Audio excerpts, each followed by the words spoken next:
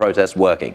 One where the protests in the University of California system, not just at Berkeley, but throughout the UC system and the state college system, forced our governor, Governor Schwarzenegger, to, yeah, you see, you say his name and everyone's like, it was partly the way you said it. But you know, so our governor, the governator, would announce a big change in state policy, saying actually we need a limit on the amount we spend on prisons and a minimum for the amount that we spend on education. Now, sadly, of course, the shock doctrine is still at work. I mean, the way he wants to cut money on prisons is A, by privatizing them, and B, by offshoring them to Mexico.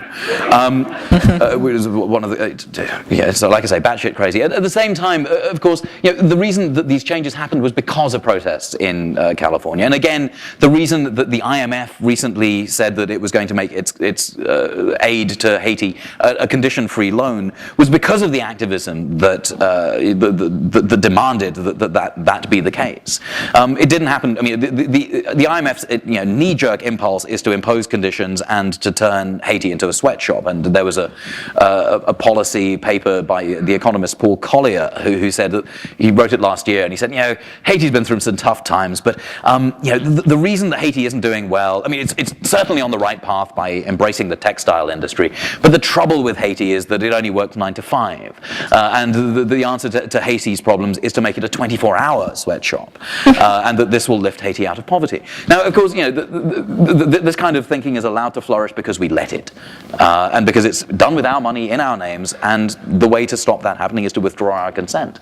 And so, yes, I engage in politics, and I think, you know, a lot of people can and should. And what I'm really excited by is this whole idea of people taking to the streets in sub-zero temperatures because they're pissed off with Stephen Harper and against the pro-voting. So thank you. That's the kind of activism that, you know, I'm hearing, and maybe you can tell me. You're pro-democracy, and the feeling is that, you know, we're paying for these politicians to sit, and we're not getting it, so we're not getting maybe our money's worth, so to speak, but we're not getting the democracy that we're entitled to. Right. Yeah. I noticed you did have something about Haiti in your book, written way ahead of all the current troubles. Well, yeah, I mean, on your radar. Well, yes, but just because, I mean, Haiti is, it's been the recipient of U.S. generosity for so long that I mean, it was a disaster before this catastrophe, and you know, I mean, Haiti grew the majority of its own rice in the early 1980s, and because democracy was demanded by Haitians, and they wanted a government that would protect them from the excesses of the market, that would invest in them, that would support farmers. And you know, support the development of the economy in a way that didn't look like development in Avatar.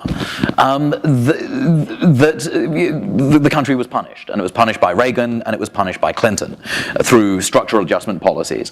And then, of course, you know, it was punished by Bush with far more direct intervention and the removal of Jean-Bertrand Aristide in 2004. And instead, Haiti was made dependent on imports of U.S. rice. And so when the price of rice went up by 30% in a day, as it did in 2008, there were protests, rebellions.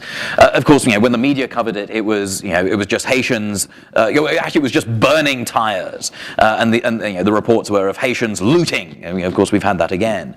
This very racialized idea of Haitians reduced to, you know, growling stomachs and clenched fists.